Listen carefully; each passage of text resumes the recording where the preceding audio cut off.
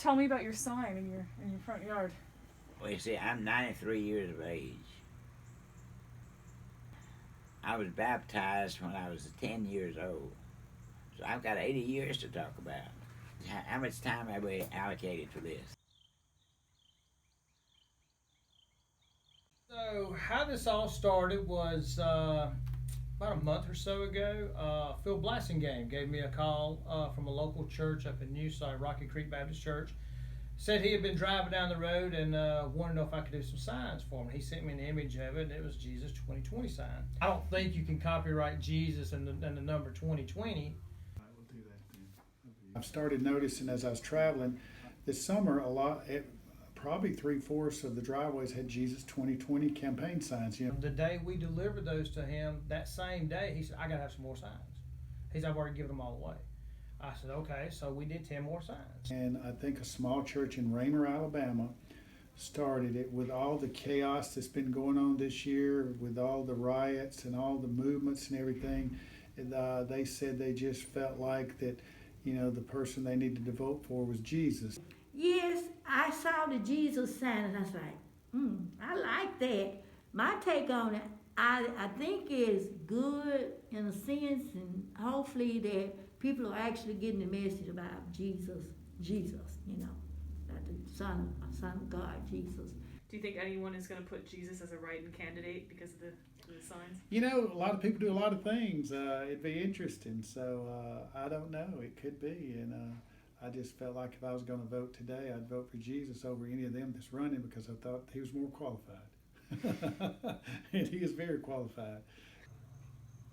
When we think about the Jesus 2020 sign, even though it does look political, even though it does have political colors on there, it's not a political thing. It's as a reminder. What it's really trying to do is trying to bring emphasis to who we should be focused on, which is Jesus. Whether you're a Trump fan or a Biden fan, you know, you got pros and cons. You got a lot of pluses and minuses either way. And I'm not sure that I'm for either one of them. People just clash. So if that sign or whatever can make us love people, if it's bringing us together and it's not dividing us, it's a good thing. Then I look at some T-shirts where they have like, Jesus is my Savior and Trump is my president. My take on that is, when I talk about the Lord or when I talk about God or Jesus, I don't attach my name. The government is not going to save us. The Democrats are not going to save us. Trump's not going to save us, even though he's doing a good job. He is not the answer. They're not the answers to the problems that we have in our world. The only one that can really and truly answer that is Jesus Christ. I've never even put a candidate's sign in my yard at home. Doesn't matter who's in the White House, he's the one that's still in control. And he's the one that's going to affect whatever's going to happen. Do you think, is there any potential that the sign could be maybe alienating to voters who are Jewish or Muslim or? I don't. No, I haven't.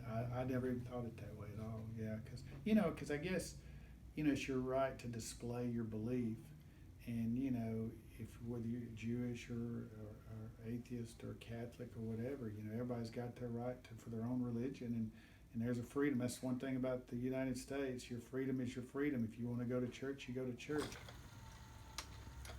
I really came close to Jesus 2 years ago. It started, I fell getting off one of the electric carts out at Walmart. I fractured a pelvis. For the entire year of 2019, I was confined to my bed and bedroom. So that year, I spent the day with Jesus every day.